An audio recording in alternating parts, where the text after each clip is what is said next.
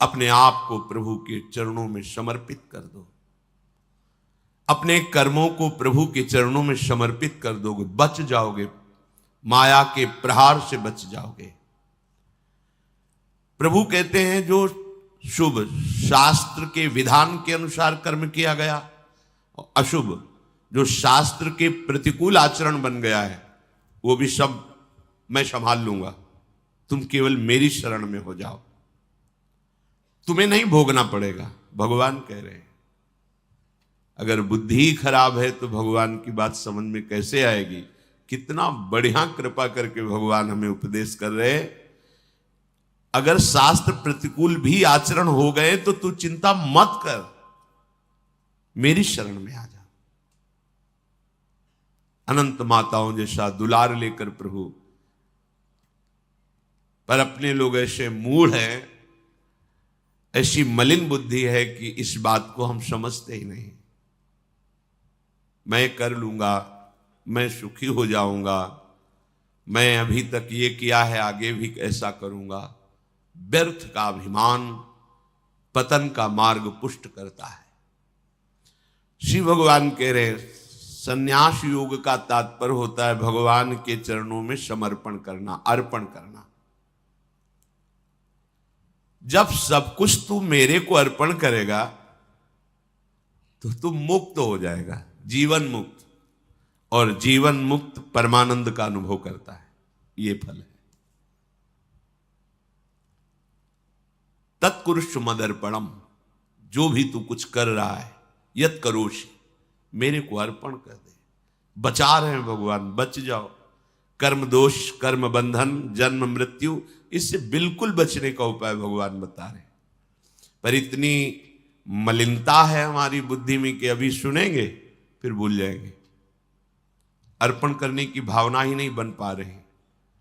एक स्थिति आती है जिसमें अर्पण करने का भी भाव नहीं रह जाता, क्योंकि अर्पण करने वाला ही नहीं बचा तो क्या अर्पण करें। वो एक स्थिति है, इसे बुद्धिवाद से लेकर के ना चले, नहीं तो स्थिति नहीं प्राप्त होगी, केवल बातें रहेंगी। हमारी स्थिति है शरीर में, शरीर संबंधियों में, भोगों में। देख लो तो आपको अभी ये अनुभव करना चाहिए कि अभी अहंकार है, देहाभिमान है, कर्तृत्व भोक्तृत्व भाव है, तो समर्पण वृत्ति में आओ। हर कर्म प्रभु को समर्पण करो, हर क्षण प्रभु को समर्पण करो, प्रभु के आश्रित हो जाओ। श्री भगवान कह रहे हैं हमारा सबके प्रति समभाव है। समोहम सर्वभूतेषु न मे द्वेष्योस्ति न प्रियः, ये भजन्तु माम भक्त्या मयि ते तेषु चाप्यहम्। बहुत अमृतमयी बात श्री भगवान कह रहे हैं। समोहम सर्वभूतेषु, मैं बराबर सब में विराजमान हूं, चाहे जड़ हो, चैतन्य हो, पापी हो, पुण्यात्मा हो, कोई भी हो।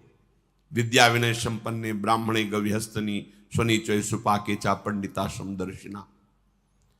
जो भगवान का भजन करते हैं तो भगवान का प्रभाव स्वभाव उतरता है, वही उनका स्वभाव हो जाता है। जैसे भगवान समदर्शी, ऐसे भगवान का भक्त समदर्शी हो जाता है। निरपेक्षम मुनिम शांतम निर्वैरम समदर्शिना। यहां भगवान समोहम सर्वभूतेषु, स्थावर जंगम, पवित्र अपवित्र, देवता मनुष्य, कोई भी, सब में भगवान समान रूप से विराजमान है। न मे द्वेष्योस्ति न प्रियः, मेरा कोई द्वेष का पात्र नहीं है और न मेरा कोई प्रिय है। ये भगवान का सिद्धांत है। आगे की जो बात कह रहे हैं वो बहुत मीठी बात कह रहे हैं। मेरा स्वभाव है समदर्शी, ना कोई मुझे प्रिय है ना कोई अप्रिय है, ना मेरा कोई द्वेष का पात्र है ना कोई प्रिय पात्र है। पर ये भजन तो माम भक्त्या, जो मुझे भाव से बजते हैं मैं पक्षपात ले लेता हूं उनका। ये खास बात है। बस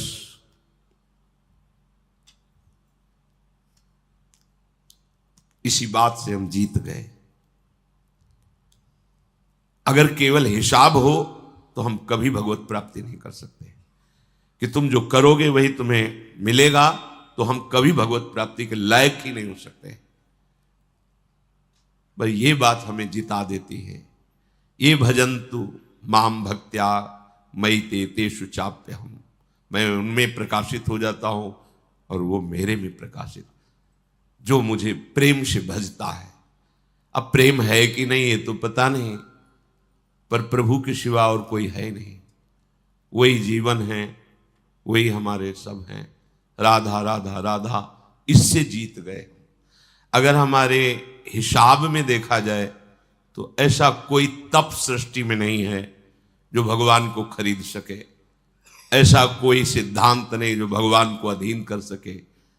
जैसे मां मेरा बच्चा है ऐसा मान करके हर समय आंतरिक दृष्टि रखती है, जरा सा भय उपस्थित होने पर आगे खड़ी हो जाती है। ये तो एक अंश का वात्सल्य है, वो वात्सल्य समुद्र है। बस इसी बात से हम जीत गए। नहीं तो भगवान जब अपने स्वभाव में हो तो हम कभी भगवत प्राप्ति नहीं कर सकते। भगवान का स्वभाव क्या? समोहम सर्वभूतेषु न मे द्वेष्योस्ति न प्रियः, मेरा कोई प्रिय नहीं है और कोई अप्रिय नहीं है। फिर तो हमारी बात नहीं बन पाती। अगर हमारी बात बनी है तो उनके दुलार से बनी है। उनका दुलार कैसे अनुभव में आया, कैसे आता है? अपनापन करने से। मेरे प्रभु जैसे भी है हम आपके हैं नाथ, अब आपके सिवा हमारा कोई सहारा नहीं। और ये बात जब वाणी से हृदय में उतर जाती है तो फिर जो चमत्कार जीवन में होता है वो किसी और साधन से नहीं होता है। मृत्यु से बचने के लिए बड़े बड़े उपाय किए जाते हैं। जब हार हो जाती है उपायों की, तब ये बात ध्यान आती है कि है कोई ऐसा जो मुझे बचा सकता है। नहीं, जीव का ऐसा स्वभाव बन गया है कि वो पहले भगवान की शरण होता ही नहीं है। वो जब तक हार नहीं जाता तब तक भगवान की शरण नहीं होता है। ये पक्की बात है, ये स्वभाव है उसका। आखिरी दम तक वो तिनके का भी सहारा लेने की कोशिश करेगा। जब तिनके का भी सहारा नहीं रह जाता तब वो हारे को हरिनाम, तब वो सहारा लेता है। अगर पहले ही ले ले तो हारना ना पड़े, उसे विपत्तियों का सामना ना करना पड़े। एक बार देवताओं ने देखा कि युद्ध में जितने असुर मारे जाते हैं, दैत्य, उन सबको भगवान शुक्राचार्य जी के पास संजीवनी विद्या है। विद्या का प्रयोग किया, तत्काल जीवित हस्त पुष्ट। भगवान बृहस्पति जी के पास ये विद्या नहीं। जितने देवता मारे जाते वो अंग भंग वैसी स्थिति में रहते, मृत तो मृत। भगवान बृहस्पति जी के पास ये विद्या थी नहीं, भगवान शुक्राचार्य जी के पास। देवताओं ने बृहस्पति जी को अपना गुरु माना और दैत्यों ने शुक्राचार्य जी को गुरु माना। अपने गुरुदेव की कहीं भी लघुता मन में भी नहीं आनी चाहिए। इसलिए देवताओं ने कभी बृहस्पति जी से ये प्रार्थना भी नहीं की कि आप संजीवनी विद्या सीख लीजिए, हम लोगों को जिलाने, कभी प्रार्थना नहीं की। गुरु महिमा है। पर उनके बड़े पुत्र का नाम कच्छ था। उनसे बात की कि आप हमारे गुरु पुत्र हैं और हमारे ऊपर सबसे बड़ी संकट की बात है कि कोई साधन नहीं है जिससे हम अमर हो सके। और शुक्राचार्य जी के पास साधन है, संजीवनी विद्या। कोई भी असुर नहीं, जो भी मरा उसको तत्काल जीवित कर दिया। अगर आप जाएं भगवान शुक्राचार्य जी के पास और शिष्यत्व स्वीकार करें और उनको प्रसन्न कर लें तो आप अधिकारी हैं, आपको वो संजीवनी विद्या दे सकते हैं एक जीवन को जिलाने के लिए। अपनी जो पराविद्या है, ये जन्म मरण का चक्र ही रोक करके श्री जी के पास प्राप्ति कराने वाली ये पराविद्या है। जिनसे संजीवनी विद्या प्रकट हुई है उनकी भी संजीवनी है हमारी लाडली जो। जय श्री हरिवंश मदन सर जर्जर विथिकित श्याम सजीवन मूली। दिव्य प्रमोद रस सार निजांग संग पीयूष बीच निचय रविसेचयंती कंदर्प कोटि सर मूर्छित नंद सोनु संजीवनी जयति कापि निकुंज देवी। ये जो अपने पास विद्या है ना, ये परा विद्या है, करोड़ों संजीवनी विद्या इसके समान नहीं। क्योंकि हमारी लाडली जो अनंत ब्रह्मांडों के ईश्वर भगवान श्री कृष्ण की भी संजीवनी मूरी है। संजीवनी जयति कापि निकुंज देवी। देवराज इंद्र ने जब हाथ जोड़ करके प्रार्थना की, बृहस्पति भगवान के बड़े पुत्र कच्छ अभी 9 किशोर अवस्था को प्राप्त हुए थे, उन्होंने कहा कि आप सब हमारे सम्माननीय हैं और आप हमको हमारे पिता बृहस्पति के समान आदर दे रहे हैं। अब हमारा कर्तव्य बनता है आपकी रक्षा करना। हम जा रहे हैं पर बड़ा संकटपूर्ण कार्य है, क्योंकि कोई भी दैत्य बर्दाश्त नहीं करेगा। हो सकता है मेरी मृत्यु भी हो जाए, पर आपके हित के लिए मैं मृत्यु का भी वरण कर लूंगा। जो संत स्वभाव के होते हैं उनका प्रभाव यही होता है कि वो अपनी हानि करके दूसरे का परम लाभ करना निश्चित करते हैं, और जो अशंत स्वभाव के होते हैं वो दूसरे की हानि करके अपना लाभ सोचते हैं। कच्छ ने सब देवताओं को आश्वासन दिया, अगर जीवित रहा तो संजीवनी विद्या लेके ही आऊंगा, और ना जीवित रहा तो फिर बात अलग है। इसमें परहित की भावना बहुत जोर की। परहित की भावना जहां होती वहां भगवान रक्षा करते हैं। स्वसुख वांछा जहां होती वहां आसुरी भाव होता है, राक्षसी भाव होता है, फिर वहां दुर्गति होती है। श्री महान महिमा में भगवान के पिता होने का सौभाग्य जिन्हें प्राप्त हुआ दशरथ जी महाराज, उनको वो परम लाभ जो गीधराज जटायु को मिला नहीं मिला। पंख कटे हुए रावण के अस्त्र से तड़प रहे, प्राण कंठ में है, बस चितवत राम चरण की रेखा। आगे पड़ा जटायु देखा, चितवत राम चरण की रेखा। भगवान ने गोद में लेकर पिता की तरह उनका तर्पण आदि किया। वो जानता था कि मैं रावण से जीत नहीं सकता, पर जानकी का विलाप सुन करके पूरे बल से आक्रमण किया दशानन के ऊपर, और इस गति को प्राप्त तो भगवान के सामने ही गीध देह का त्याग करके हरि रूप होकर भगवान के नित्य साकेत धाम को गया। परहित सबसे बड़ा धर्म है, परहित सरिष धर्म नहीं भाई। और यहां स्वसुख वांछा से ही हमारी सारी चेष्टाएं होती, इसीलिए आनंद की तो बात जाने दो, शोक भय संताप ये छोड़ ही नहीं रहा है। कच्छ जी दैत्यों की सभा में विराजमान भगवान शुक्राचार्य जी के पास गए, उन्हें प्रणाम किया और कहा मैं आपसे एकांत में प्रार्थना करना चाहता हूं। भगवान शुक्राचार्य ने एक तेजस्वी बालक एकांत समय दिया, प्रणाम करके कहा मैं अंगिरा ऋषि का पौत्र, भगवान बृहस्पति का पुत्र, मेरा नाम कच्छ है और मैं आपका शिष्य होना चाहता हूं। ब्रह्मन, मैं आपको गुरु रूप में वरण करता हूं। मैं 1000 वर्ष तक ब्रह्मचर्य रह करके आपकी सेवा करना चाहता हूं, और आप इसके लिए मुझे मना मत करना, इसकी अनुमति दे देना। शुक्राचार्य जी ने कहा कच्छ सुस्वागतम तेस्तु प्रतिगृहणामि ते वचः। अर्चयिष्येह मर्च्यम त्वामर्चितोस्तु बृहस्पति। मुझे बहुत प्रसन्नता हुई। कच्छ, तुम्हारे संकल्प का हम स्वागत करते हैं। शिष्य कौन है, किनका है, किस पक्ष का, ये नहीं देखा जाता।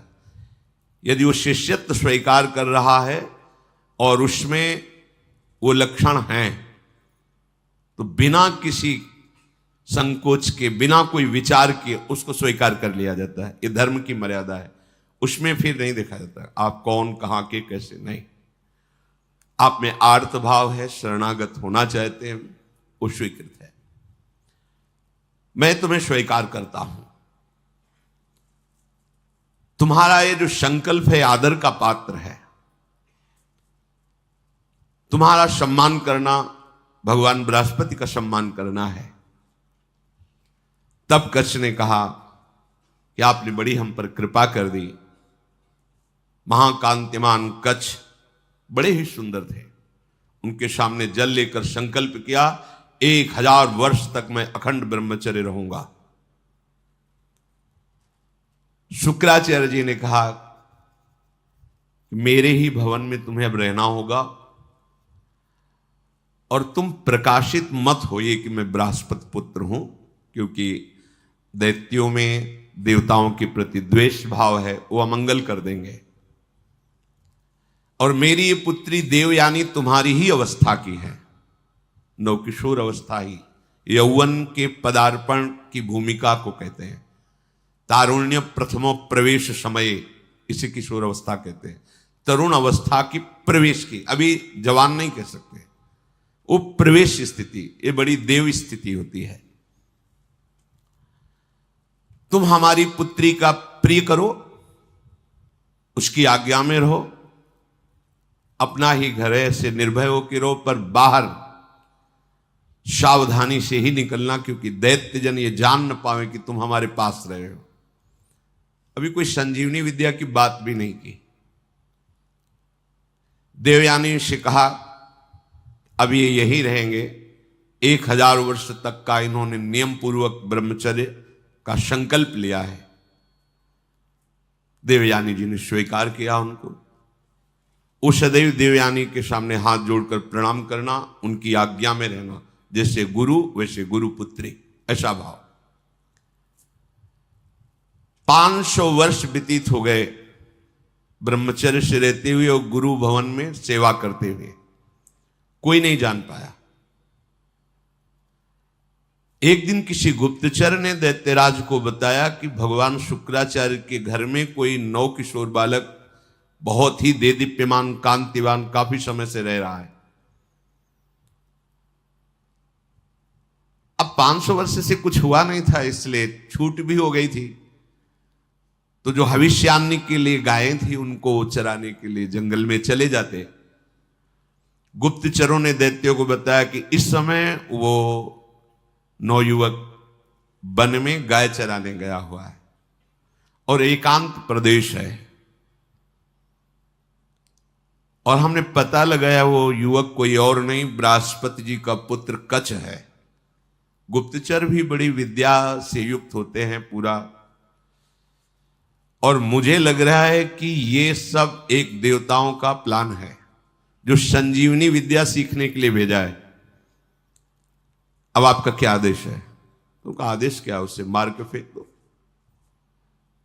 पर ऐसी सावधानी से मार करके उसे अलग अलग करो जिससे शुक्राचार्य जी जिला ना पावे। एकांत प्रदेश में वो गौएं चरा रहे थे। दैत्यों ने जाकर अस्त्र शस्त्र से उन्हें छोटे छोटे टुकड़े काट डाले कच्छ के और कुत्तों को खवा दिया। देखो, एक संजीवनी विद्या के लिए कष्ट सहना, और ये तो अंतिम है, अब संसार चक्र में ही नहीं आना। इसके लिए अगर एक बार कोई हमारे ऊपर प्रहार करे या शरीर छूट जाए तो मेरा घाटा थोड़ी है। शरीर तो वैसे ही छूटना है। अगर मुझे शरीर छोड़ने पर श्री जी मिल जाती है तो सस्ता बड़ा सौदा है, बहुत सस्ता सौदा है। प्राण दिए यह प्रेम न पाइए, और मुझे मिल रहा है। तो दौड़ के पहले नंबर में खड़े होना चाहिए। ये तो एक संजीवनी विद्या है, प्राप्त तो है। दैत्यों के पास इतने सामर्थ्यशाली महात्मा भी हैं, क्या उनका स्वभाव बदला? क्या वो आनंद से तृप्त हुए क्या? लेकिन राधा राधा कह के देखो, ये राधा नाम परा विद्या है, अमृत है, तुम्हें तृप्त कर देगा। समस्त कामनाएं भस्म करके, कर्म बंधन से मुक्त करके, प्रेम में डुबोकर श्री जी के पास पहुंचा देगा। जहां न आना है न जाना है, जहां पाना तो खूब है, न गैस बनेगी, न मल बनेगा, न मूत्र बनेगा। दिव्य, न बुढ़ापा है, न कोई पीड़ा है, न कोई रोग है, चिदानंद शरीर। कोई भय नहीं कि कभी हटा दिए जाएंगे, दूसरा आएगा तो हमारी जगह ले लेगा, ऐसा नहीं। बस वहीं विश्राम मिलेगा। चलना है, मन में ठान लो, चलना है। पर यह बात कि जिस मार्ग में हम चल रहे हैं उसमें फूल ही फूल नहीं मिलेंगे, शूल भी मिलेंगे। शूल को देख के डरना नहीं, वो शूल फूल बन जाएंगे। पर आप सोचो कि अब हम तो भजन में चले तो सब जयमाला पहनावे हमें, और हमें प्रणाम करें, नमस्कार करें, तो भूल जाना जब आप अच्छी चढ़ाई पर चढ़ रहे होंगे तो पैर पकड़ के घसीटने वाले हजारों दौड़ पड़ेंगे, पर आपको रुकना नहीं है। बल आपका श्री जी है, इसलिए कोई घसीट नहीं सकता, पर विघ्न बाधाएं आपको घेर लेंगी। किसी उत्तम वस्तु की प्राप्ति के लिए बहुत उसे छुपा के रखा जाता है, बड़े विघ्न रखे जाते हैं जिसे कोई अधिकारी ही प्राप्त कर पावे। उनको मार दिया, कच्छ को, उनके शरीर के टुकड़े टुकड़े करके कुत्तों को खवा दिया। अब उस दिन गौवें बिना रक्षक के वापस आ गई। देवयानी जी ने देखा कि कच्छ तो आए नहीं, गौवें लौट आई। उन्होंने शुक्राचार्य जी से कहा कि भगवान, आपने अग्निहोत्र कर लिया, सूर्यदेव अस्ताचल को चले गए, गौवें वापस आ गई, पर कच्छ वापस नहीं आया। मेरा हृदय भयभीत हो रहा है, कच्छ के साथ कुछ अमंगल हुआ। मैं सत्य कहती हूं, मेरा हृदय कभी झूठ इशारे नहीं करता। मेरे हृदय में आ रहा है कि शायद अब कच्छ जीवित नहीं है। भगवान शुक्राचार्य जी ने ध्यान देकर देखा, बोले तो ये तो गजब हो गया, कच्छ को काट करके कुत्तों को खवा दिया दैत्यों ने। ठीक है, संजीवनी विद्या का प्रयोग किया, हर कुत्ते के पेट से फट फट करके मांस एकत्रित हुआ, कच्छ जिंदा हो गए। ये संजीवनी विद्या, विद्या का बड़ा प्रभाव होता है। इलवल और वातापी नाम के दैत्य थे ना, इसी विद्या को जानते थे, और उनको संतों से द्वेष था। जो आसुरी स्वभाव के होते, संत उनका भी मंगल करते, पर उनका द्वेष होता है, उनको सताने में अच्छा लगता है। जो सीधे धर्मात्मा संत भगवत मार्ग के पथिक, उनको संकट में डालना, उनको तड़पाना, उनको मारना, इससे उनको अच्छा लगता है। जो दैत्य राक्षसी स्वभाव के जन होते हैं, भला संत किसी से क्यों ऐसा द्वेष करेंगे कि किसी को कष्ट हो? पर देखो ना, पूज्यपाद उड़िया बाबा को काट डाला गड़ासे से, भरी स्वभाव जैसे फव्वारे जैसे निकलते ना, ऐसे खून के फव्वारे निकले। ये दैत्य स्वभाव बड़ा ही कड़ुआ स्वभाव है। इलवल क्या करता कि साधारण वेश में जाता और जंगल में जितने भी ऋषि मुनि आश्रमों में सबको निमंत्रण देता, हमारे आज अहो भाग्य, आप हमारी कुटिया में पधारिए, और एक साधारण धर्मात्मा का वेश रखता। अब संत वायु पीने वाले, जल पीने वाले, पत्ता खाने वाले, कंदमूल फल खाने वाले, चलो भगवान की इच्छा से कोई निमंत्रण करने आया है, पा लेते हैं। वो अपने भाई वातापी को मार करके वो ऐसे मिलाता कि कोई जान न पाता भोजन में। जरा जरा सब सैकड़ों ऋषियों की पंगति लगाई, सब प्रसाद पा के खड़े हुए, ताओ विद्या का प्रयोग करता, संजीवनी विद्या। वातापी फड़ाक फड़ाक सबके पेट भट जाते, और वो एकत्रित हो गए। हाँ भैया, बोले हो गए, 100 मरे, 500 मरे, उनको सुख मिलता है। अब ऋषियों की संख्या कम होने लगी तो भगवान अगस्त्य जी से कहा, जो समुद्र को पी गए थे, कि ऋषियों पर बड़ा संकट है, वो अलग अलग भेष बदल कर आता है, निमंत्रण करता है और अपने भाई को मार करके ऐसे मिला देता है कोई जान ही नहीं पाता। और जब ऋषि पा लेते हैं तो विद्या का प्रयोग करता है और सबको मार देता है, वो जीवित हो जाता है वातापी। बोले सब निमंत्रण स्वीकार करो। अगस्त जी बिना निमंत्रण के पहुंच गए, आगे बैठे। बोले भैया थोड़ा हम सबसे ज्यादा पाते हैं, तो पहली पंगत में मैं आगे बैठा हूं, पहले मैं पालूं फिर दूसरे को परोसा जाए। ऋषि तैयार हो ना? सब ऋषियों ने कहा हाँ। अगस्त जी ने कहा पहले मुझे परो। उसने वही प्रक्रिया की, अपने भाई वातापी को मार करे पूरा चाट चाट के सब पा गए अगस्त जी।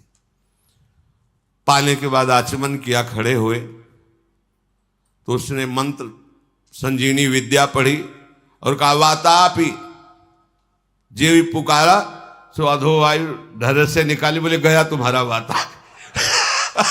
अगस्त जी थे जो समुद्र को पी गए, समुद्र अगाध समुद्र को पी गए।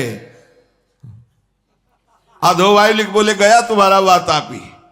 तुम साधारण सी सब पच गया, जितनी देर पाया उतने में हमारी जठराग्नि ने पचा करके हजम हो गया, खत्म तुम्हारा वातापी। कोई विद्या काम नहीं करती ब्रह्म विद्या के आगे, भगवत विद्या के आगे। भगवान बृहस्पति जी ने जो ही ध्यान किया, देखा कि वो तो कुत्तों के पेट में है, संजीवनी विद्या का प्रयोग किया, कुत्तों के पेट फटे और कच्छ जो है मांस जुड़ के पूरा जीवित होकर सामने आ गया। देखते ही देवयानी ने पूछा लौटने में विलंब क्यों कर दिया? तो उन्होंने कहा कि देवी मैं समिधा कुश और काष्ठ गुरु सेवा के लिए ला रहा था, तो एक वृक्ष के नीचे रुका, गौएं भी हमारे साथ थी। वहां कुछ असुरों ने मुझे घेर लिया और पूछा तुम कौन हो? तो मैंने बता दिया मेरा नाम कच्छ, मैं बृहस्पति का पुत्र हूं और भगवान शुक्राचार्य हमारे गुरु हैं, उनकी सेवा के लिए मैं सामग्री ले जा रहा हूं। तो उन्होंने मुझे मार दिया और मार करके कुत्तों को खवा दिया। मेरी स्मृति कभी भंग नहीं होती क्योंकि मैं अखंड ब्रह्मचारी हूं। ब्रह्मचर्य में बहुत बड़ी सामर्थ्य है जिसका महत्व आज नहीं समझा जा रहा है। अगर आपका शरीर स्वस्थ है, किसी औषधियों का सेवन नहीं हो रहा है संसारिक, और आप ब्रह्मचारी हैं, एक बार श्लोक पढ़ लीजिए, वो पूरा टेप हो जाएगा। दोबारा कोई बात सुननी नहीं पड़ती, एक बात सुन लिया पूरा दिमाग में बैठ जाएगा। भारी से भारी मेहनत करने पर कभी थकावट नहीं होगी। 2-4 दिन नींद ना आवे तो आपको परेशानी नहीं होगी, क्योंकि बहुत शीतलता, बहुत धैर्य, गंभीरता, ये सब ब्रह्मचर्य प्रकट कर देता है, तभी उपासना परिपक्व होती है। अब ब्रह्मचर्य नहीं तो स्मरण ही नहीं है, ना प्रभु का स्मरण है, ना अपने लक्ष्य का स्मरण है। जिधर जो प्रवाह हुआ उसी में बहते डोल रहे हैं। शरीर इतने क्षीण हो रहे हैं वासना के कारण कि कुछ भी प्रकृति की मार झेलने लायक ही नहीं रह गए। देखो ब्रह्मचर्य का प्रभाव। कच्छ कह रहे हैं मुझे पूरा स्मरण है, मेरी स्मृति कभी भंग नहीं होती। जब हमारे गुरुदेव ने संजीवनी विद्या का प्रयोग किया तो फिर मैं जीवित होकर तुम्हारे सामने उपस्थित हूं। कच्छ ने जब अपने मारे जाने की बात कही तो देवयानी बड़ी सावधान हो गई कि कच्छ को अब गाय चराने नहीं भेजना। दैत्यों को तो पता था कि हमने मारकर खवा दिया। अब तो एक दिन सेवा के लिए कुछ पुष्प की आवश्यकता हुई तो देवयानी ने कहा पास के ही जंगल से पुष्प ले आइए। दैत्य दूर से निगरानी रखते थे, उन्होंने देखा कच्छ तो जिंदा है, जाकर के सोचा कच्छ जिंदा है, बोले वापस फूल लेके ना जाने पावे, अब की क्या करें? बोले मारो, मार के जलाओ, जला के राख जो है समुद्र में बहा दो।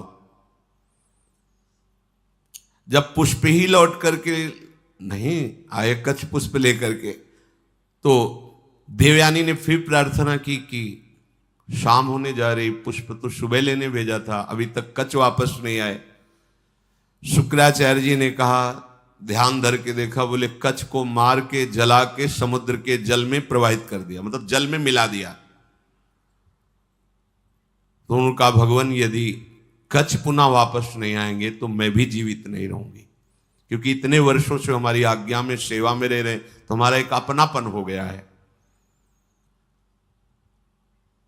तो उनका देखो, चाहे जितनी बार जिलावें वो प्रयोग यही करेंगे, बार बार उन्हें मारेंगे। कभी ऐसा वो बुद्धिमानी से प्रयोग करेंगे कि संजीवनी विद्या का प्रयोग करने वाला ही नहीं रहेगा, इसलिए तुम भूल जाओ कच्छ को। तो उनका ऐसा नहीं हो सकता। जो आपकी शरण में, आपको उसकी रक्षा करनी ही पड़ेगी। जो संजीवनी विद्या का प्रयोग किया, लहरों से राख निकली, राख शरीर धारण किया, फिर कच्छ के रूप में आके पुष्प लेके सेवा में उपस्थित हो गए।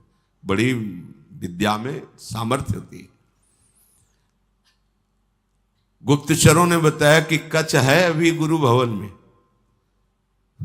मार के जला के। अब वहां हुआ कि सुनो, अब की बार ऐसा करो कि कोई उपाय ही न रह जाए संजीवनी विद्या के प्रयोग का।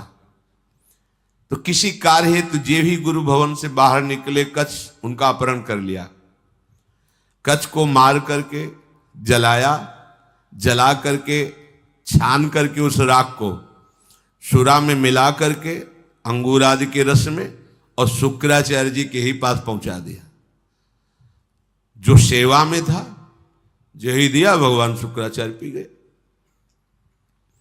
शुक्राचार्य जी पी गए। देवयानी ने कहा पूरा दिन हो गया, कच्छ के दर्शन नहीं हो रहे। अब बताया बार बार, वो अगर हम संजीवनी विद्या का प्रयोग भी करेंगे तो मार ही डालेंगे, इसलिए तुम छोड़ो, क्यों चिंता करते हो।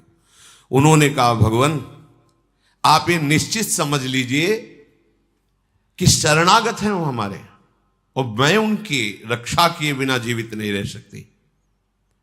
आपसे सच कहती हूं, यदि मैंने कच्छ का दर्शन नहीं किया तो अपना जीवन नष्ट कर दूंगी।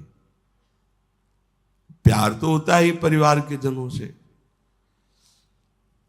शुक्राचार्य जी ने कहा बेटी, बृहस्पति का पुत्र कच्छ इस बार ऐसी घटना में स्थित है, या तुम्हारे पिता रहेंगे या कच्छ रहेगा।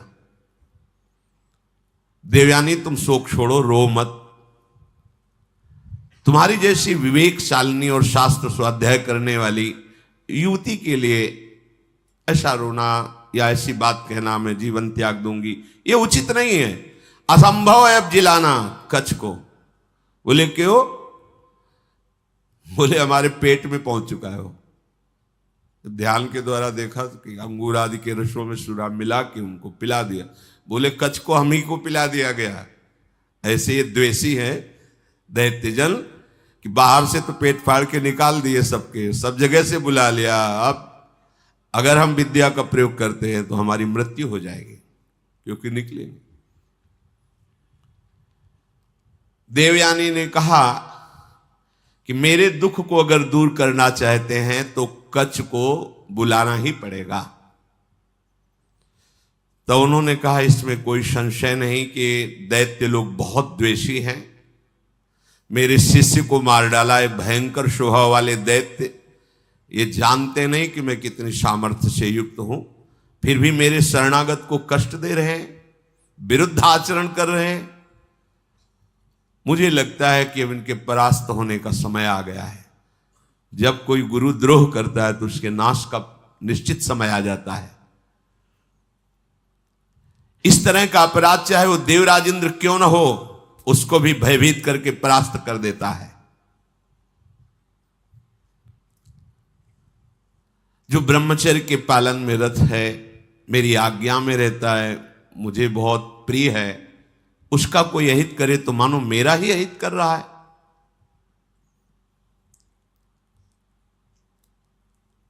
गुरु ने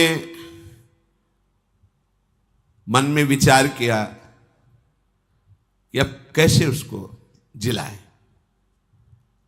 तो कच्छ तुम मेरी बात सुन रहे हो, संजीवनी विद्या का ध्यान करते हुए कहा।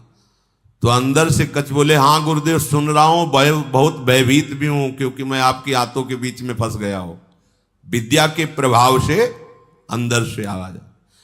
गुरुदेव आप प्रसन्न हो, मैं आपको प्रणाम करता हूं। जैसे पुत्र का पिता पर और पिता का पुत्र पर स्नेह होता है, उसी प्रकार हमारा आपके प्रति और आपका हमारे प्रति स्नेह है। शुक्राचार्य जी ने कहा उस समय मैं नहीं जान पाया जिस समय तुम हमारे मुख द्वार से उदर में गए।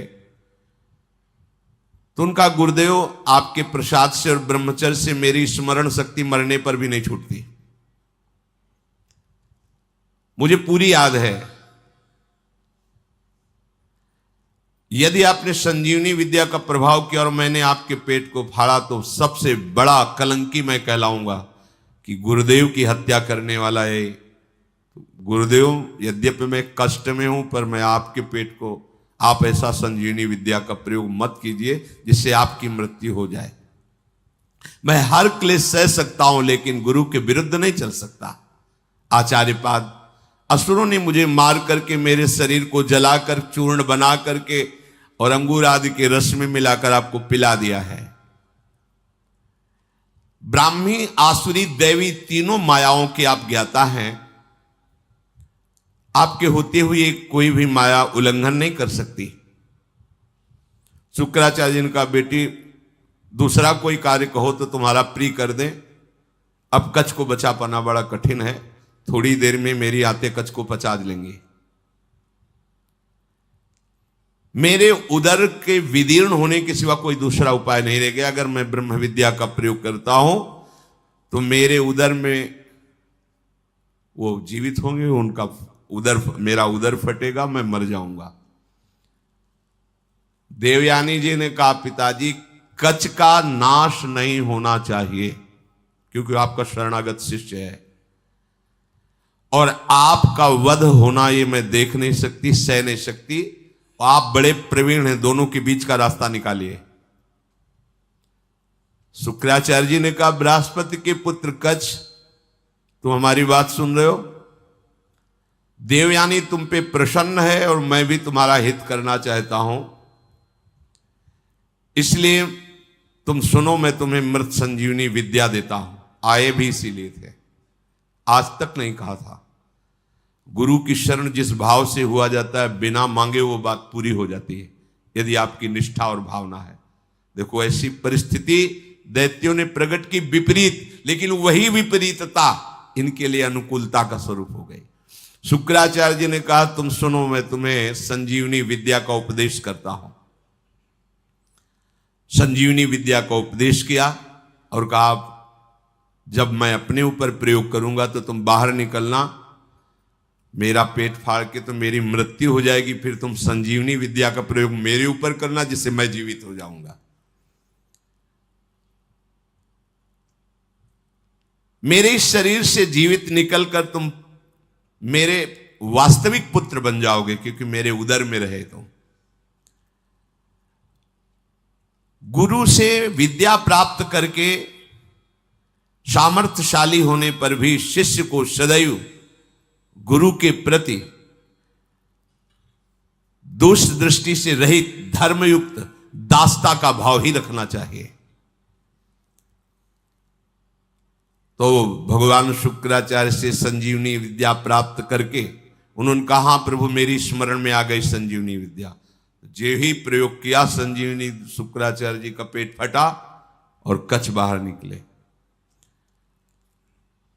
बड़ा ही तेजस्वी स्वरूप संजीवनी विद्या प्राप्त करने के बाद और हो गया कच्छ का, मानो मूर्तिमान वेद रूप धारण करके आ गए हो। शुक्राचार्य गुरुदेव को भूमि में मृत पड़ा देख करके उन्होंने अपनी गुरु विद्या संजीवनी का प्रयोग किया।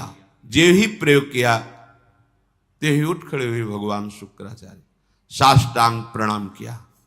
गुरुदेव मैं विद्या से शून्य था, उस दशा में आपने मेरा पालन पोषण किया और अत्यंत दुर्लभ मृत संजीवनी विद्या दी जो अमृत धारा है।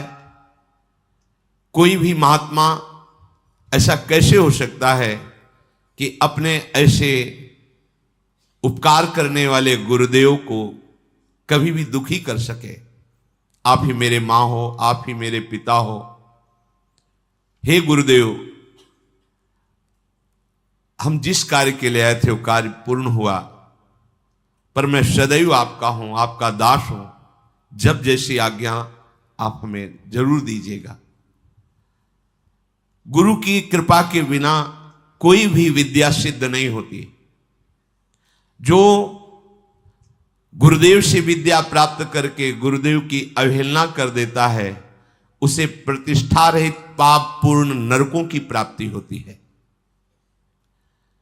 कोई भी मंदबुद्धि अज्ञान से युक्त होकर के कभी यदि अपने गुरुदेव का अपमान कर दे तो धर्म भ्रष्ट हो जाएगा, उसे ब्रह्म हत्या का पाप लगता है। इस लोक परलोक में दोनों में उसकी निंदा होती है। तपस्या की निधियों की निधि अप्रमेय शक्तिशाली महानुभाव शुक्राचार्य जी ऐसी बात सुनकर बहुत प्रसन्न हुए गुरु निष्ठा देख करके। कच्छ ने देवताओं का कार्य सिद्ध कर दिया, संजीवनी विद्या उन्हें प्राप्त हो गई, पर वो 1000 वर्ष पूरा करने के लिए अपने गुरु की सेवा में रहे। फिर प्रणाम किया और कहा, अब मुझे अपने घर जाने की अनुमति दीजिए। जब कच्छ का व्रत पूरा हो गया, गुरु ने उनको जाने की आज्ञा की, तो देवयानी ने कहा, हमारी सेवा में रहे हो, मेरी आज्ञा के बिना कैसे जा सकते हो? आप उत्तम कुल विद्या तपस्या इंद्रिय संयम से सुशोभित हो रहे हो। महायशस्वी महर्षि अंगिरा जिस प्रकार मेरे पिताजी के लिए माननीय है, उसी प्रकार आपके पिता बृहस्पति मेरे लिए आदरणीय और पूजनीय है। तपोधन, अब मैं जो बात कर रही हूं उस पर ध्यान दीजिए। आपका ब्रह्मचर्य व्रत 1000 वर्ष का था, समाप्त हुआ, और मैंने आपको अंदर से वर्ण किया है कि तुम हमारे पाणी ग्रहण भाव को स्वीकार करके पति बनो। मंत्रोच्चारण पूर्वक विधि पूर्वक मेरे पिता के सामने मेरा पाणी ग्रहण करो।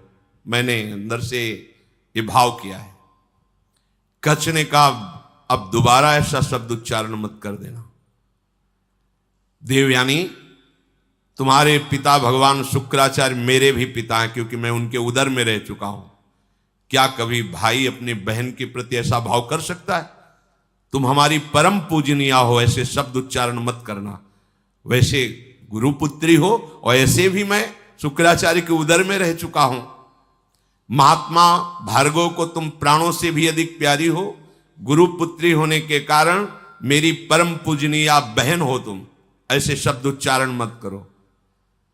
देवयानी, जैसे मेरे गुरुदेव तुम्हारे पिता शुक्राचार्य सदा मेरे माननीय है, बिल्कुल उसी तरह मैं गुरुदेव की तरह तुम्हारा सम्मान करता हूं, तुम्हारी आज्ञा में रहा हूं। ऐसी बात मैं सुनना भी नहीं चाहता।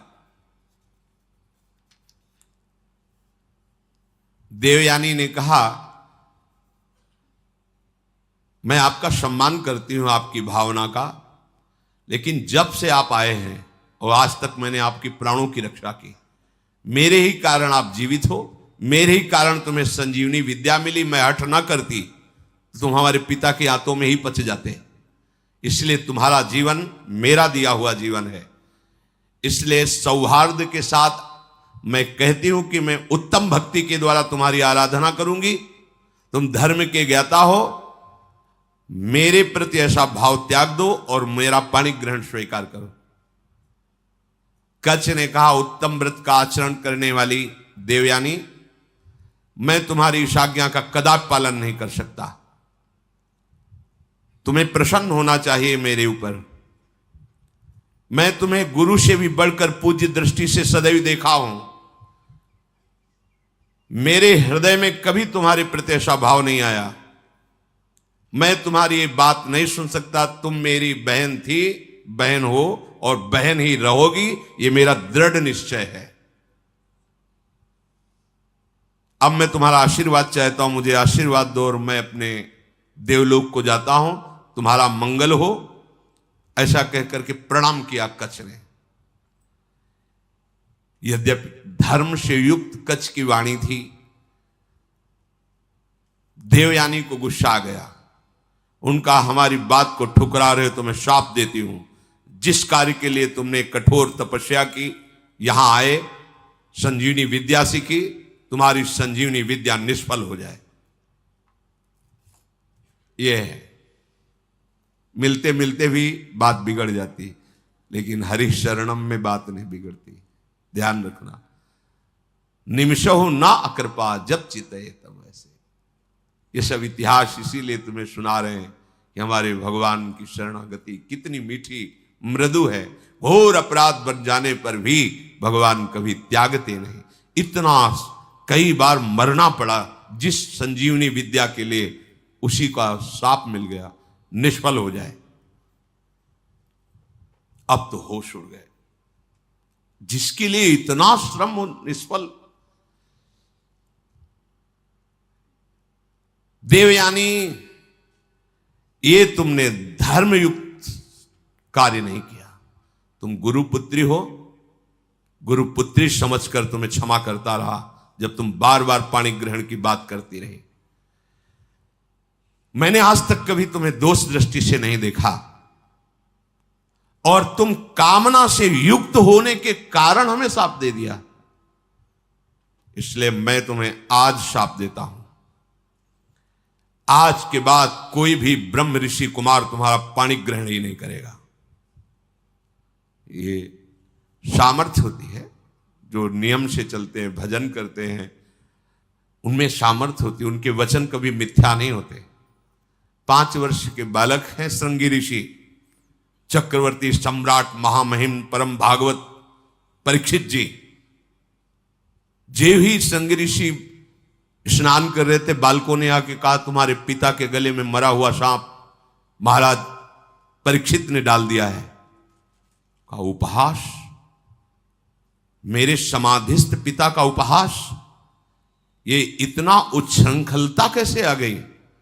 ये तो महाभागवत थे, ऐसा कैसे? इसका मतलब ये समझते हैं कि इनके ऊपर कोई शासन करने वाला नहीं। जल उठाया और कहा इनको पता नहीं कि ऋषि बालकों में अपनी तपस्या का इतना बड़ा बल है कि हम देवराज इंद्र को भी शाप दे सकते हैं। ये क्या है? मैं शाप देता हूं, आज के 7वें दिन विशालकाय तक्षक सर्प डसेगा और इस राजा की मृत्यु हो जाएगी।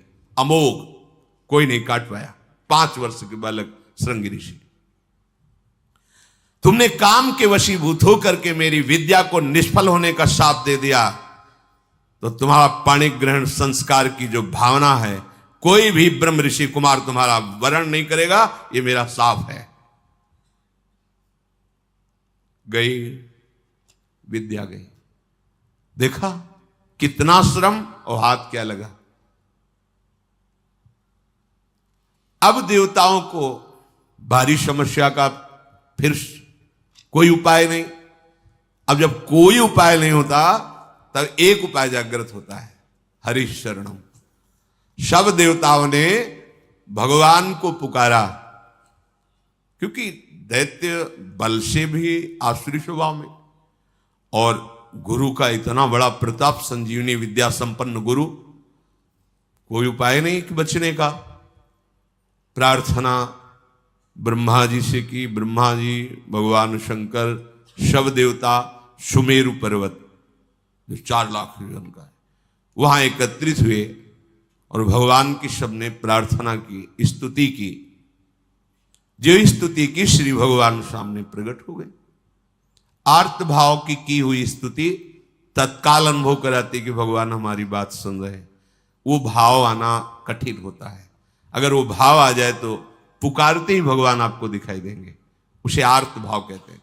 जैसे गजेंद्र ने आर्त भाव में पुकारा, द्रौपदी जी ने आर्त भाव, एक क्षण भी नहीं लगा भगवान उपस्थित हो। ऐसे समस्त देवता, भगवान ब्रह्मा शंकर आदि ने जब आर्त भाव से भगवान को पुकारा कि एकमात्र भगवान श्री हरि ही अब हमारी रक्षा कर सकते हैं, वही उपाय कर सकते हैं। जे भी भगवान श्री हरि सुमेरु पर्वत पर प्रकट हुए, समस्त देवता, ब्रह्मा जी, भगवान शंकर ने देखा कि जैसे करोड़ों सूर्य एक साथ उदय हो गए हो, ऐसी आभा प्रकट हुई। किसी भी देवता की नेत्रों में सामर्थ्य नहीं थी उस आभा की तरफ देख सके। इसलिए इस श्लोक आता है सुधा, तेजो रूप निकुंज एव कलयन नेत्रादि पिंड स्थितम। निकुंज ऐसा तेजोमय है कि किसी की सामर्थ्य नहीं देख सके। जब लाडली जी की सखियों की कृपा होती, जो आचार्य रूप से आई, वो जब दिव्य नेत्र देते तब निकुंज को करोड़ों सूर्य एक साथ जैसे प्रकट हो गए, ऐसी कांति प्रकट हुई। सबकी आंखें चौंधे आ गईं, सब बेशुद्ध हो रहे हैं।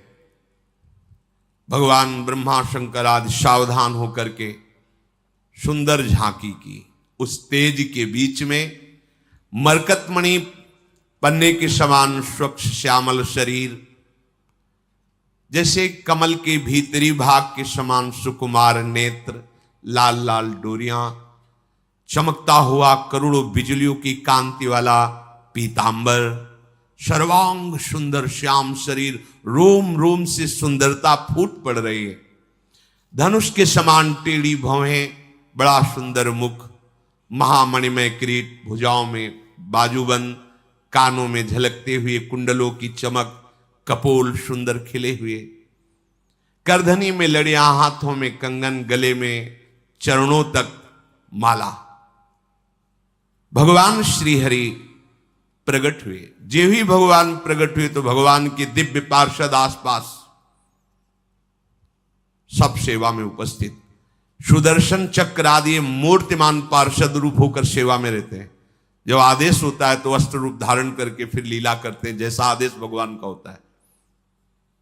समस्त देवताओं ने साष्टांग पृथ्वी पर लौट करके भगवान श्री हरि को प्रणाम किया और सबने भगवान की स्तुति की। अजात जन्म स्थिति संयमाया गुणाए, निर्वाण सुखार्णवाये, अणुरणिम्ने परिगण्य धाम्ने, महानुभावाय नमो नमस्ते। संपूर्ण सृष्टि का प्रादुर्भाव, स्थिति और प्रलय ये आपसे ही होती है, पर आप इससे संबंध नहीं रखते। होती आपसे ही है पर आप इससे संबंध नहीं रखते। जैसे चुंबक के आकर्षण से लोहा जो जड़ है वो चलायमान होता है, पर चुंबक की कोई इच्छा नहीं होती, उसका स्वाभाविक ऐसा आकर्षण है कि उसमें हलचल पैदा हो जाती है। ऐसे ही श्री भगवान की सामर्थ्य से सृष्टि का सृजन पालन लय होता रहता। भगवान निर्लेप है, निर्विकार है, प्राकृत गुणों से रहित एवं मोक्ष स्वरूप परमानंद के महान समुद्र, सूक्ष्म से भी सूक्ष्म और महान से भी महान, हे परमेश्वरशाली प्रभु श्री हरि, हम आपको बार बार नमस्कार करते हैं। समस्त देवताओं ने भगवान की स्तुति की और कहा, प्रभु आप ही हमारे रक्षक हैं। जब कोई विशेष संकट पड़ता है तब आप हमारी रक्षा करते हैं। ब्रह्मादि देवताओं ने स्तुति करके मौन होकर हाथ जोड़कर खड़े हो गए। यह स्वभाव है क्या, जब हार जाता है तब याद आती भगवान की। ये सबका स्वभाव, पहले ही भगवान की याद कर लो। पर वो जब किसी ऐसी विपत्ति में फंसता है कि कोई सहयोगी नहीं होता, तब भगवान की याद आती है। सब हाथ जोड़कर खड़े हो गए। समस्त लोकों के एकमात्र स्वामी भगवान श्री हरि ने कहा, ब्रह्मा, शंकर और समस्त देवताओं, सावधान होकर सुनो, ये मेरी सलाह है, इससे तुम सबका मंगल होगा। इस समय तुम्हें यह समझना चाहिए कि गुरु की कृपा है दैत्यों के ऊपर। तुम युद्ध में परास्त नहीं कर सकते। गुरु मेहरबान तो चेला पहलवान। भगवान कह रहे हैं तुम परास्त नहीं कर सकते। असुरों पर काल का एक छत्र कृपा प्रसाद है, क्योंकि वो गुरु सेवा में है, शुक्राचार्य जी को अनुकूल किए हुए हैं। उनकी समय कोई भी अभ्युदय या अवनति नहीं कर सकता। हमारा विचार है कि इस समय तुम्हें अस्त्र शस्त्र रहित होकर उनकी सभा में जाना चाहिए, नमस्कार करना चाहिए, उनसे मित्रता करनी चाहिए और फिर एक बड़ा कार्य का अनुष्ठान करो। जब तुम्हारा कार्य सिद्ध हो जाए फिर तुम भले उनसे लड़ाई करना। तुम्हारा कार्य होगा समुद्र मंथन, जिससे अमृत निकलेगा। उस अमृत को तुम पी लोगे तो संजीवनी विद्या की जरूरत ही नहीं, कोई देवता मरेगा ही नहीं। पर अमृत अकेले नहीं निकलेगा, मंथन में प्रयत्न करेंगे वो भी, पर वो अहंकार और द्वेष से युक्त होने के कारण उस अमृत के अधिकारी नहीं है। वो अमृत तुम्ही को मिलेगा। वो अमृत का प्रभाव है, जरा सा भी मुख में चला जाए तो कभी वो मरेगा नहीं। लेकिन ये अमृत पीकर देवता भी परम शांत या परमानंद में निमग्न नहीं है, वो भी अंदर से भयभीत रहते हैं, उनके अंदर भी कामनाएं हैं।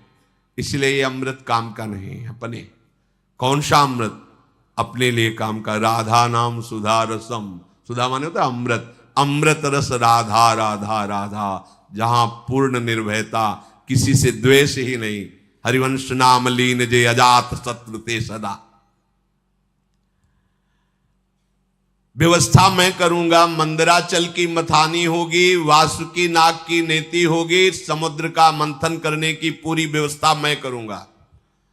आलस्य प्रमाद छोड़कर विश्वास करो और जाओ, हाथ जोड़ो, प्रणाम करो दैत्यों को और उनको मिलाओ, अपने मित्र बनाओ, और फिर ये बताओ कि दोनों मिलकर समुद्र मंथन करें और उसमें से अमृत निकलेगा और हम सब पान कर लेंगे। वो राजी हो जाएं। बिल्कुल क्रोध मत करना, और जो कुछ भी निकले मेरे इशारे के बिना तुम स्वीकार करने की चेष्टा मत करना। देवताओं को आदेश देकर भगवान श्री हरि उन्हीं के बीच में अंतर्धान हो गए।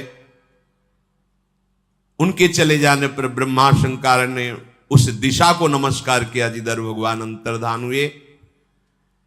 देवराज इंद्र, वायु देवता, अग्नि देवता, बड़े बड़े लोकपाल ईश्वर कोटि के जो देवता हैं, ये कोई अस्त्र नहीं, कोई शस्त्र नहीं, सर झुकाए हुए दैत्यों की सभा में प्रवेश। बड़े बड़े सेनापति, दैत्यों के उद्भट, देवताओं को परास्त करने की सामर्थ्य रखने वाले, अपने अपने अस्त्र संभाल लिए। और उनमें हुआ कि जब अस्त्र नहीं लिए और सर झुका के, अरे इसका मतलब ये युद्ध के लिए नहीं है, इसका मतलब ये संधि भावना से आ रहे हैं। उन्होंने अपने अपने अस्त्र नीचे उतारे। देवता लोग गए और हाथ जोड़कर ऐसे किया। ऐसे ही काम बनता है। अगर अमृत पद प्राप्त करना है ना, तो जो गाली दे तो भी हाथ जोड़ना पड़ेगा। ये भगवान की सलाह है। अगर अमृत पद प्राप्त करना है तो देखो, यहां किसी का कोई यश व्यस नहीं रहता। पढ़ के देख लो, एक से एक सब माया सब धूल डालती चली है। किसका यश है? किसका यश है? एक समय आता है कि एक आदमी का यश फैल जाता है। दूसरा समय आता है कोई जानता नहीं कौन था, क्या कैसा, धूल में मिल गया। ये यश, ये कीर्ति, ये प्रणाम, ये नमस्कार, रुपया, पैसा, बिल्डिंग, माया, ये सब छलावा है। केवल जीने के लिए इन वस्तुओं को अपना आराध्य मानकर समय नष्ट करना बड़ी मूढ़ता होगी। अखंड भगवान का स्मरण चल रहा है, और वो जैसे रखें उनका कार्य है। अपना लक्ष्य केवल प्रभु होना चाहिए। प्रभु के सिवा और कुछ सब व्यर्थ है, सब व्यर्थ है। मरे तो क्या रह गया, क्या रह जाएगा? आप देखो कितने बड़े बड़े यशस्वी जन हुए हैं, बलवान, धर्मात्मा। कौन जानता है, भगवान का नाम नहीं ले रहे तो तुम्हारा नाम क्या लेंगे? और यहां इतनी बुद्धि हमारी देहाभिमान से युक्त है कि अगर परोपकार के लिए छोटा सा पौशाला भी खोलेंगे तो पूरे परिवार का मैं जिला पता तक, नंबर तक उसमें डाल देंगे। ऐसा देहाभिमानपूर्ण। अगर एक पंखा लगाएंगे तो हर पंखुड़ी में वो नाम लिखा होगा, जिला लिखा होगा, बाप माता का सबका नाम, मतलब एक पंखे से ही पूरे पिता तर जाएंगे। ऐसा देहाभिमान पुष्ट कि हमारा नाम हो, हमारी कीर्ति हो। अरे भगवान का नाम तुम नहीं जप रहे हो तो तुम्हारा नाम कौन जपेगा, तुम्हारी कौन कीर्ति गाएगा? इसलिए यदि अमृत पद प्राप्त करना है तो झुकना सीखो, सर झुकाना सीखो सबके चरणों में, क्योंकि सब में मायाधीश भगवान गुप्त रूप से विराज। वो देख लेंगे कि अहंकार रहित हो, तुम्हें अमृत पद दे देंगे। भगवान ने सलाह दी, यदि तुम्हें अमृत पान करना है तो तुम्हें सर झुकाना पड़ेगा। इसीलिए भगवान के भक्तों को देखो, कितना भी सताया जाए कभी विरोध नहीं करते। जोई जोई प्यारो करे सोई मुहि भावे। समस्त संपत्तियों से सेवित, असुर सेनापतियों से सुरक्षित उस सभा में देवताओं ने कहा कि हमारे मन में एक विचार आया है, क्या आप लोग सहयोग करेंगे? हम दोनों मिलकर के यदि समुद्र मंथन करें और उससे अमृत निकलेगा, पक्का निकलेगा, हमें विश्वास है, क्योंकि भगवान ने बताया था। अगर आपको जचे तो आप स्वीकृति दे दो, तो उपाय किया जाए अमृत मंथन का। तो वहां शंबर, अरिष्ट नेमी, त्रिपुर निवासी बड़े बड़े बलवान दैत्य बैठे थे। उन्होंने कहा अमृत मिल जाएगा तब तो सब बढ़िया बात बन गई। अब इसमें समझौता की क्या बात है, हम सब एक ही है, चलो समुद्र मंथन प्रारंभ करते हैं। सबने मंथन के लिए स्वीकृति दे दी, समुद्र मंथन के लिए। भगवान ने बताया था कि मंदराचल की मथानी होगी, 11,000 योजन ऊपर, 11,000 नीचे। एक योजन का मतलब 4 कोस, 11,000 का मतलब 11 का मतलब 44,000 कोस, 44,000 कोस ऊंचे। और नीचे मूल जड़ भी 11,000 उखाड़ के लाना है समुद्र के समीप, और इसकी मथानी बनानी है। मंथन किसका हो रहा है? समुद्र का। अब बड़े बड़े बलवान देवता दैत्य मंदराचल को ललकारते हुए, गरजते हुए उखाड़ तो लिया, पर फिर संभाल नहीं पाए तो सैकड़ों देवता और दैत्य चटनी बन गए, इतना बड़ा पहाड़। अब देवताओं ने भगवान का स्मरण किया कि प्रभु शुरुआत से अमंगल शुरू हो गया, और डर गए सब कि अब ये तो घटना इतनी घट गई, इसी में हजारों देवता दैत्य पिस गए तो कैसे काम चलेगा। भगवान जिनकी पंखों से सामवेद उच्चारण होता है, उन गरुण जी के ऊपर विराजमान मंद मंद मुस्कुराते हुए आए, जो देवता दानव चकनाचूर हो चुके थे। किसी के कंधे टूट गए थे, किसी का हाथ टूट गया, किसी के कमर टूट गई, कोई मर गया। भगवान गरुड़ पर बैठे हुए ही अमृतमयी दृष्टि से देखा, सब स्वस्थ, सब जीवित। कर तुम अकर तुम अन्यथा कर तुम। ऑपरेशन नहीं करना पड़ा हड्डियों का, औषधि नहीं लगानी पड़ी। समझो, भगवान बिना औषधि के भी, सारी औषधियों में सामर्थ्य उन्हीं के है। अगर कोई औषधि काम कर रही है तो भगवान की ही सामर्थ्य है। वो आपको, आपके मन को, आपके हृदय को परम शीतल कर देंगे। इसलिए सब औषधियों की औषधि हरिनाम है, विश्वास करो। अमृतमयी दृष्टि से सबको स्वस्थ और जीवित कर दिया। इसके बाद गरुड़ जी को आदेश किया, गरुड़ जी थोड़ा नीचे उतरे। ऐसे ही जैसे कोई कमल का फूल पकड़े, ऐसे भगवान ने मंदराचल को उठाया, गरुड़ जी के एक पंखे पे रख लिया और कहा चलो समुद्र के किनारे सब, और समुद्र के तट पर जाकर मंदराचल को विराजमान किया। भगवान के आज्ञानुसार वासुकी नाग को बुलाया गया और कहा तुम्हें हम वचन देते हैं कि अमृत में तुम्हारा हिस्सा होगा, पर आपको नेति का काम करना पड़ेगा। वासुकी नागों के राजा है, हजारों फड़धारी, विशाल काय।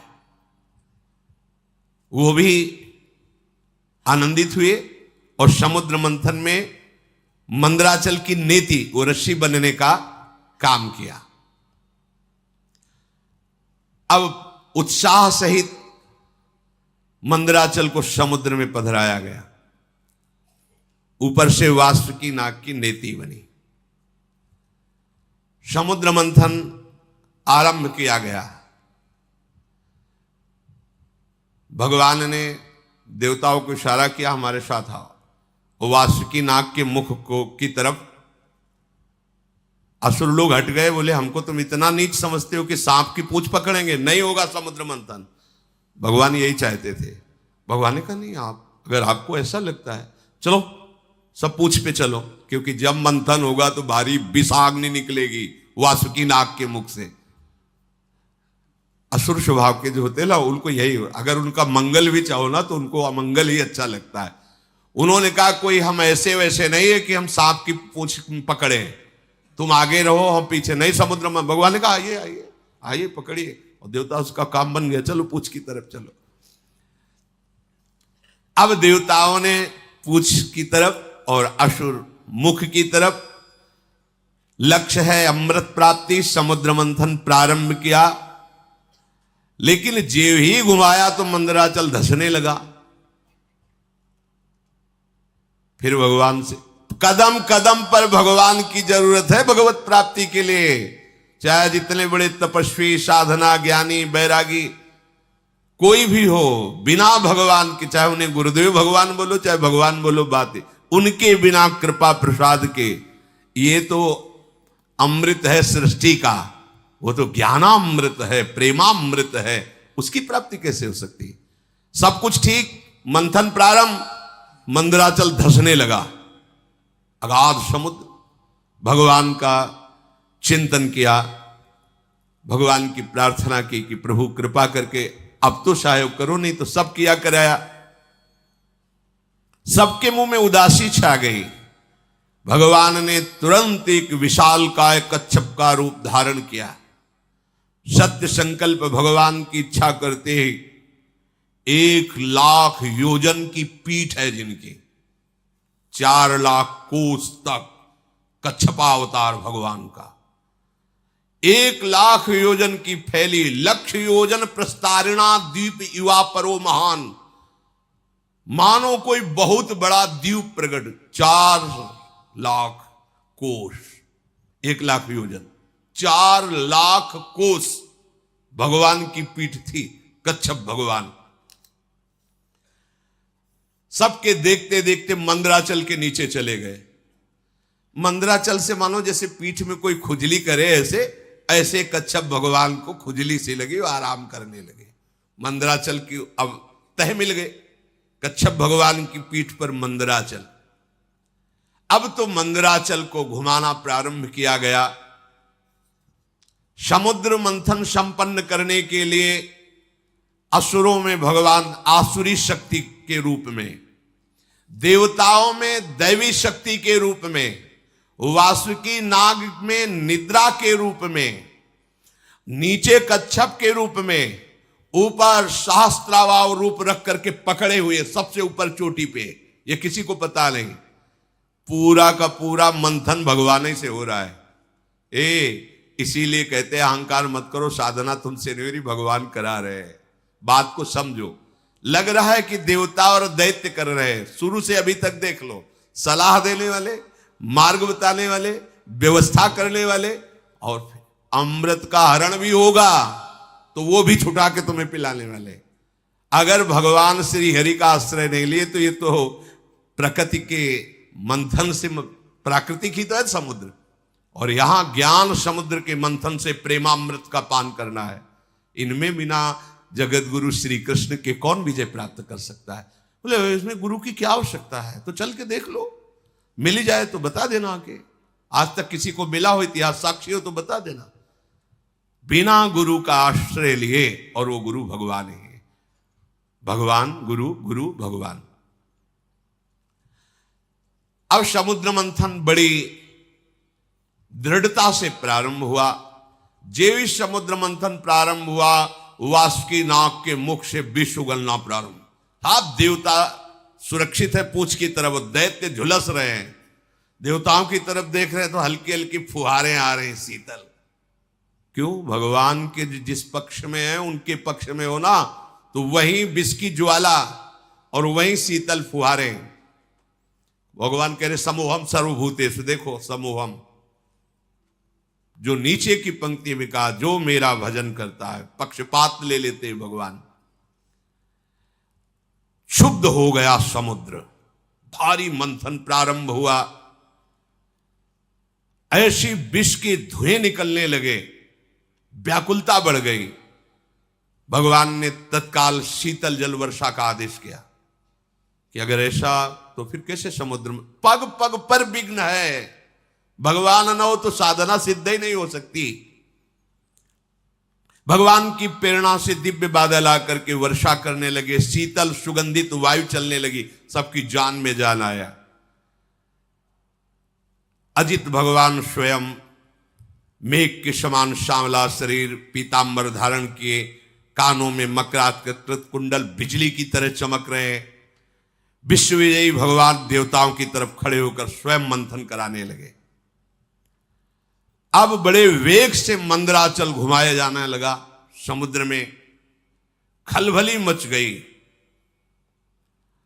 समुद्र ने भी हाथ जोड़कर कहा कि महाराज मेरे तो प्राण ही चले जाएंगे। बोले तुम भी धैर्य रखो, सहो, तुमको भी अमृत का छींटा मिल जाएगा। अमृत के लोभ से देखो, और ये अमृत देवता पीकर भी किस सुख को प्राप्त कर रहे हैं, देख लो। ये नामामृत, लीलामृत इसके सामने कुछ नहीं। ब्रह्मा जी रोज प्रणाम करते हैं भगवान के भक्त को। ये भगवान की भक्ति के समान जो प्रेमामृत है, कहीं नहीं, कहीं नहीं। जो अमृत पिए हुए देवता, उनसे भी श्रेष्ठ मानव देह कहा गया है। देव दुर्लभ ही होनी कही गई। क्यों? क्योंकि इसमें तुम नामामृत का पान कर सकते हो, ज्ञानामृत का पान कर सकते हो, प्रेमामृत का पान कर सकते हो। अब तो जे ही मंथन शुरू हुआ तो हलाहल विष निकला। मंथन काय के लिए हो रहा है? अमृत के लिए। पर अमृत के पहले क्या निकला मंथन में? विष। इस विष को केवल शिव पचा सकते हैं, शिव, दूसरा नहीं। क्या विष है? कहते जब पहले भजन नहीं करते थे बड़ी शांति लगती थी, जब से भजन शुरू किया गंदी गंदी बातें आ रही, काम आ रहा, क्रोध आ रहा। अब मंथन शुरू तो विष आएगा नहीं। शिव, तुम्हारा संबंध नहीं है अंतःकरण धर्म से, ये ज्ञान ही शिव है। वंदे बोधमयम नित्यम, बोध माने ज्ञान। जो ज्ञान स्वरूप है वही इस विष को पचा सकता है, नहीं पचाना मुश्किल है। हार जाओगे, भाग जाना पड़ेगा, आप टूट जाओगे। नहीं, ज्ञान के द्वारा, विवेक के द्वारा। अगर इस विष को न पचाया होता तो संतों ने अमृत पान न किया होता। हलाहल नामक इतना वो जहरीला कि उसके जो फूहे उड़ रहे थे, आसपास का सब वन भस्म हो गया। अब देवता दैत्य सब के प्राण व्याकुल हो गए केवल उसकी भाप से जो जहर निकला। भगवान ने कहा कि चलो सब कैलाशपति का स्मरण करो, देवाधिदेव महादेव भगवान शंकर ही बचा सकते हैं।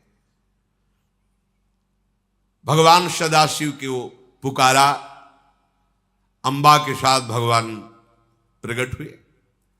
ऋषि मुनि देवता दैत्य सब प्रणाम करके प्रार्थना कर रहे। तीनों लोकों का अभ्युदय और मोक्ष जिन ऋषियों ने संकल्प करके कि सबका मंगल हो, वो सब ऋषि भी आ गए और स्तुति करने लगे भगवान शंकर की। देव देव महादेव भूतात्मन भूत भावन त्राहिनः शरणापन्नास त्रैलोक्य दहनाद विषाद। हे देवताओं के भी आराध्य देव, देवाधिदेव महादेव, अब आप ही समस्त प्राणियों की रक्षा कर सकते हो। हम सब आपकी शरण में आए हैं। ये त्रिलोकी को भस्म कर देगा विष।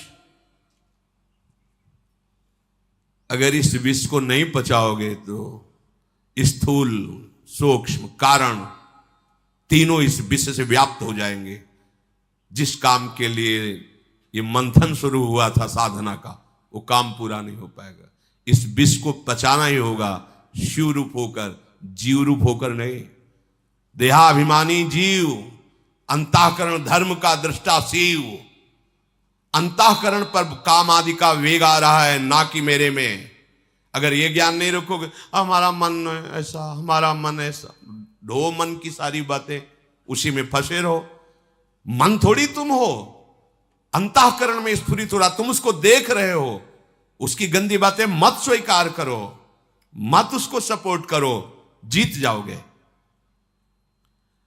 इस त्रिलोकी को भस्म करने वाले उग्र विष से आप हमारी रक्षा कीजिए। भगवान शंकर से जब स्तुति की समस्त लोकपालों ने, प्रजा का संकट देखकर अकारण करुणा करने वाले भगवान शंकर ने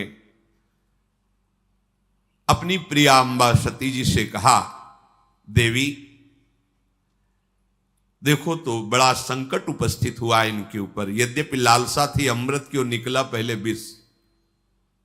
और सिद्धांत भी है, यत तज्ञे विषमेव तो परिणामे अमृतोपमम। ये विष जैसा लगता है, 2 बजे उठना और फिर दिनचर्या करना, ब्रह्मचर्य से रहना, भजन की भावना में डूबना, किसी से कोई भी व्यवहार नहीं, मनोरंजन नहीं, ये सब विष जैसा लगता है, इसका परिणाम अमृत होगा। अब मेरा कर्तव्य बनता है कि मैं इन्हें निर्भय कर दूं। सबकी रक्षा करना सामर्थ्यशालियों की सामर्थ्य का प्रयोग है। सज्जन पुरुष अपने क्षणभंगुर प्राणों की भी बलि देकर दूसरे की रक्षा करते हैं। देखो, कोई भी कार्य करने के पहले अपने अर्धांग से अनुमति लेना ही चाहिए। यहां प्रमाण दे रहे हैं जगत गुरु भगवान शिव, सती जी से कह रहे कि अब हमारे इनकी रक्षा करने आप आदेश कीजिए, आप सहमति दीजिए। उनके ऊपर कृपा करना ही है, और इस कृपा से मुझे पता है कि मुझे श्री हरि का प्रेम प्राप्त होगा, क्योंकि श्री हरि के ही द्वारा प्रेरित ये कार्य हो रहा है। चराचर जगत में जब श्री हरि प्रसन्न हो जाते हैं तो फिर उसको और कुछ प्रसन्न करना बाकी नहीं रहता किसी के लिए। मैं इस विष का भक्षण करूंगा। विश्व के दाता, जीवन दाता भगवान शंकर जब सती जी से ऐसा कहा तो सती देवी ने उस प्रस्ताव को पास किया। हाँ ठीक है भगवान, आप जगत अम्बा है ना, जगत मंगल के लिए, और अपने प्रभु का वो सामर्थ्य भी जानती है। भगवान ने उस विष को आकर्षण किया खप्पर में, पूरा विष, और भगवान शिव उस हथेली के पात्र में रखकर विष को पान कर गए। बड़ा प्रभावशाली था, इसलिए हृदय में नहीं जाने दिया, बाहर नहीं रहने दिया, ये गले में रोक लिया। हलाहल विष उसने प्रभाव दिखाया, पूरा कंठ श्याम वर्ण का हो गया। इसलिए भगवान शिव का एक नाम नीलकंठ भी है।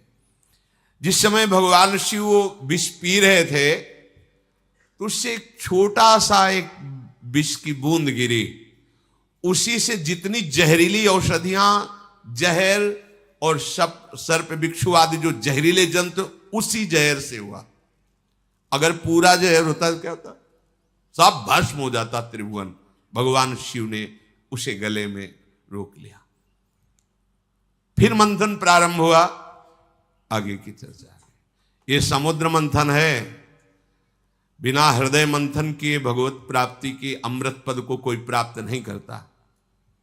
एक संजीवनी विद्या के लिए उन्होंने जीवन को दांव में लगा दिया। एक अमृत प्राप्ति के लिए जो लोकवत है, देखो कैसा, आप भगवदामृत पान करने के लिए कितने मजबूत होने चाहिए। इससे किसी ने कुछ कह दिया, आप रो रहे हो, कोई थोड़ा विघ्न आ गया, भजन छूट गया, उदास बैठे हो, भगवान तुम्हारी क्या यही भगवत्ता है, एक सुख सुविधा दी थी वो छीन लिया, अब कोई हमारा नहीं रहा वो छीन, ये सब बहुत नीचे स्तर के। तुम बहादुर हो, ऐसे सूरवीर हो कि त्रिभुवन में तुम्हारे कोई कदम को लड़खड़ा न सके, रोक न सके भगवत प्राप्ति, क्योंकि सहयोगी हमारे प्रभु हैं। देखो ना, समुद्र मंथन में अगर प्रभु ना हो तो प्रारंभ ही नहीं होता। ऐसे ही तुम्हारे भगवत प्राप्ति को अगर प्रभु स्वीकार न किए होते तो प्रारंभ ही नहीं होता। यही सर आवत अति कठिनाई, राम कृपा बिनु आई न जाई, गृह कारज नाना जंजाला, तेति दुर्गम शैल विशाला। पहाड़ जैसे हैं ये घर परिवार के मोह ममता, इसको जो लांघ कर तुम आए हो ना, तो हरि ने तुम्हें घसीटा है। वही अमृत पद तक सहयोग करते हैं और वही अमृत पद के रूप में मिलते हैं। इसलिए साधक को कहा जाता है कर्ता भाव छोड़ो। ये मत सोचो कि आप कुछ कर रहे हो, आपसे प्रभु करा रहे हैं। जैसे समुद्र मंथन में सब कुछ प्रभु कर रहे हैं। मंदराचल लाने वाले, सलाह देने वाले अर्थात प्रेरणा करने वाले, फिर मंदराचल को लाने वाले, फिर मंदराचल को रोकने वाले, फिर ऊपर से मंदराचल को दबाने वाले, वासुकी नाग में निद्रा के रूप में, देवताओं में दैवी शक्ति के रूप में, असुरों में आसुरी शक्ति के, वही सब रूप में कर रहे हैं। हमारे जो भी भागवतिक साधना होती मेरे प्रभु मेरे हृदय में बैठकर करा रहे हैं। कर्ता भोक्ता भाव नष्ट हो जाएगा, अमृत पद की प्राप्ति होगी। भगवान ही इस विषैले काम क्रोधादि से हमारे को बचाते हैं, अपनी सामर्थ्य नहीं। कभी किसी को अहंकार नहीं करना चाहिए। यदि जितेंद्री हो, धर्म से चलते हो, भजन कर रहे हो तो भगवान की कृपा से कर पा रहे हो। अगर उनकी कृपा का छत्र हट जाए तो अभी आपको दिखाई देगा कुछ नहीं हो, कुछ नहीं हो। जहां कहीं किसी बड़े महात्मा को कभी ऐसा लगा तो भगवान ने अनुभव करा दिया। जैसे देवर्षि नारद जी बहुत बड़े महापुरुष हैं, काम विजयी, जरा सा लगा तो आपने चरित्र सुना। दुर्वासा जी बड़े महान महात्मा है, कोई साधारण थोड़ी भगवत स्वरूप है, लेकिन जरा सा अहम आ गया तो देखा त्रिभुवन में भागे घूमे। अगर कहीं किसी को कोई भी विभूति नजर आती है अपने में तो भगवत कृपा को देखो, अहंकार मत करो, क्योंकि वास्तविक भगवत कृपा से ही मार्ग चला जाता है। शेष चर्चा आगे। श्री राधा वल्लभ लाल।